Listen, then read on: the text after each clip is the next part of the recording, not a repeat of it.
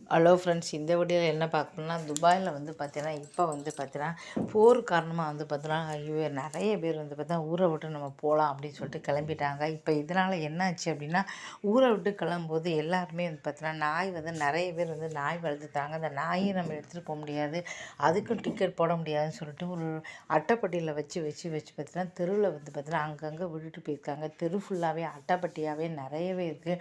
தங்களுடைய செல்ல பிராணியை ஆசையாக வந்து ஊட்டி வளர்த்து வச்ச வழியை என்ன செய்ய தெரியாமல் அது ஒரு அட்டை வச்சு அங்கங்கே வந்து தெருவில் வந்து விட்டுட்டு போயிட்டாங்க. இதனால் விலங்குகள் ஆளுகளுக்கு இப்போ ஒரு பெரிய பிரச்சனையாக இருக்குது. எங்கே பார்த்தாலும் ஒரே அட்டைப்பட்டையாக இருக்குது. அதுக்குள்ளே வந்து நிறைய நாய்கள் வந்து பார்த்திங்கன்னா இப்போ வந்து அழகாக வீட்டுக்குள்ளே ஏசி ரூமில் ஜம்முன்னு இருந்த நாய்க்குட்டியெல்லாம் இப்போ வந்து பார்த்திங்கன்னா வேறு வழி இல்லாமல் ரோட்டில் வந்து இருக்குது. இதனால் தெருக்கள் எல்லாமே ஏராளமான நாய்கள் இருக்குது.